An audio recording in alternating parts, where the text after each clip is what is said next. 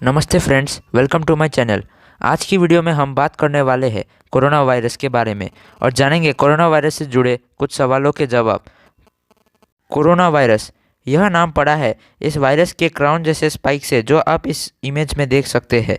यह एक वायरस नहीं है बल्कि कई वायरसों के एक ग्रुप से बना है और यह वायरस ज़्यादातर हम लोगों के सोशल कॉन्टैक्ट के थ्रू फैलता है। तो आइए जानते हैं कोरोना वायरस की असल शुरुआत आखिर कहाँ से हुई थी। कोरोना वायरस की शुरुआत।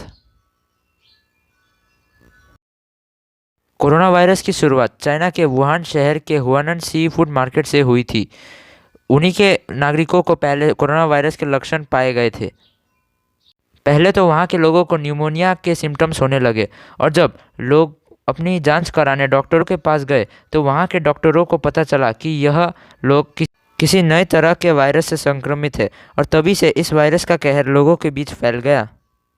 वैज्ञानिकों का यह मानना है कि यह वायरस चमगादड़ या फिर पेंगोलिन से फैली है, पर ज़्यादा अनुमान तो यही लगाया जा रहा है कि यह वायरस चमगादड़ से आया है, क्योंकि अभी का कोरोना वायरस कुछ हद तक बीटा कोरोना वायरस SARS-CoV-2 जैसा है जो चमगादड़ में पाया जाता है।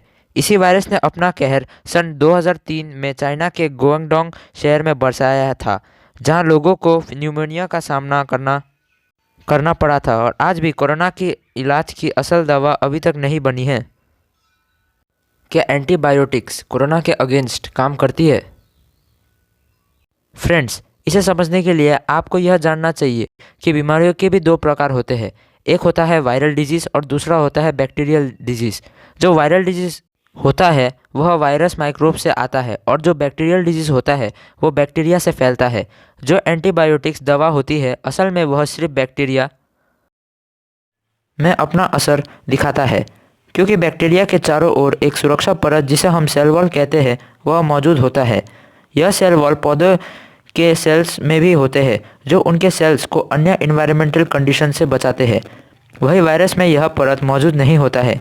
एंटीबायोटिक्स बैक्टीरिया के सेल वॉल्स को नष्ट कर देता है, जिसके कारण बैक्टीरिया हमारे शरीर के तापमान के संपर्क में आता है और वह वहीं नष्ट हो जाता है। वहीं अगर हम वायरस की बात करें तो उनके पास सेल वॉल नहीं होते हैं, जिसके कारण एंटीबायोटिक्स उन पर असर नहीं करते हैं और वायरस हमारे शरीर के संपर्क में आते ही अपनी संख्या बढ़ाते रहते हैं। हालांकि वायरस को जीवित रहने के लिए एक होस्ट की ज़रूरत पड़ती है और आज भी इस बात की पूरी पुष्टि नहीं हुई है कि वायरस लिविंग बीइंग है या नॉन लिविंग बीइंग। आखिर कोरोना वायरस कैसे फैलता है? कोरोना वायरस की असल फैलने की वजह है हमारे और दूसरे लोगों के बीच की सोशल कांटेक्ट। जब कोई इंसान कोरोना वायरस से संक्रमित है, अगर वह खांसता या छींकता है तो उनके शरीर से यह वायरस माइक्रो ड्रॉपलेट्स बनके हवा में मिलकर स्प्रेड हो जाते हैं और अलग अलग वस्तुओं से संक्रमित होते हैं। और जब इन्हीं चीज़ों को कोई दूसरा व्यक्ति छूता है तो यह वायरस उस दूसरे व्यक्ति से संक्रमित होता है और यदि उस व्यक्ति ने और किसी लोगों के साथ सोशल कॉन्टेक्टिंग किया तो यह वायरस उनके शरीर को भी संक्रमित कर लेता है। इस तरह यह वायरस बहुत लोगों के शरीर में फैलता है। कोरोना वायरस के लक्षण। अगर हम कोरोना वायरस के लक्षणों की बात करें तो इसमें मरीजों को पहले बुखार, आलसपन और सूखी खांसी का अनुभव होता है। वही साथ ही लोगों को शरीर में दर्द, सर्दी, गले का खराशपन और डायरिया का भी अनुभव होता है। कोरोना वायरस हमारे शरीर के अंदर हमारे नेसल पैसेज के द्वारा एंटर करता है और हमारे विंड पाइप से होते हुए ट्रैकिया तक पहुंचता है। यहाँ से यह वायरस अपने लिए एक पैसेज बनाते हैं और अपनी संख्या को बढ़ाते हुए ब्लड स्ट्रीम से सेल्स हमारे शरीर के सेल्स तक पहुँचते हैं।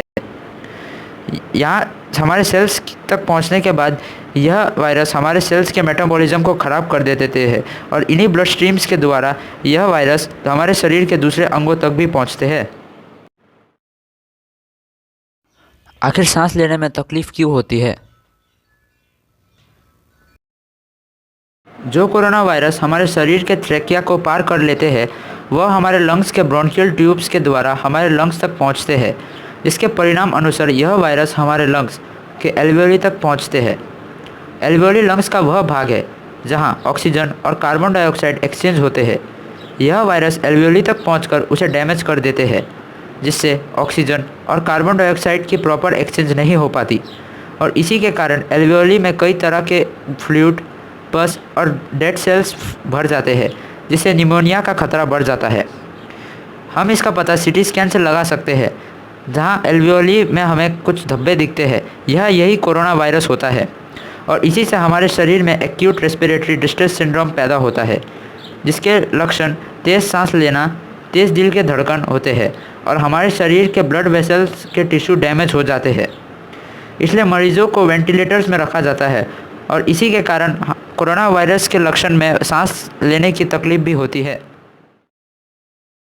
हाइड्रोक्सीक्लोरोक्विन कोरोना वायरस के समय कैसे हेल्प करता है?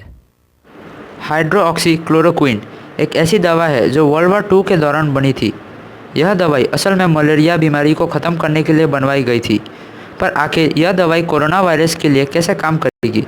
असल में यह दवाई का असली मूल्य है हमारे शरीर के इम्यून सिस्टम को बढ़ाना, ताकि वह कोरोना वायरस से लड़ने की क्षमता बनाए रख सके। पर काफ़ी मरीजों पर इसके साइड इफ़ेक्ट्स भी पड़े, जिसके कारण कुछ और दवाइयों का भी यूज़ किया गया था। इस ड्रग के लेने के कारण दिल की समस्या, लो ब्लड प्रेशर और नर्व डैमेज जैसी समस्या हो सकती है। इसलिए अभी भी इस दवाई पर पूरी जांच बाकी है। हालांकि इस दवाई से कुछ मरीज़ ठीक भी हुए, परंतु जो मरीजों पर कोरोना वायरस के काफ़ी लक्षण पाए गए थे, उन मरीजों पर इसके साइड इफ़ेक्ट्स भी हुए। इसलिए इस दवा का अभी पूरा विश्लेषण नहीं किया गया है।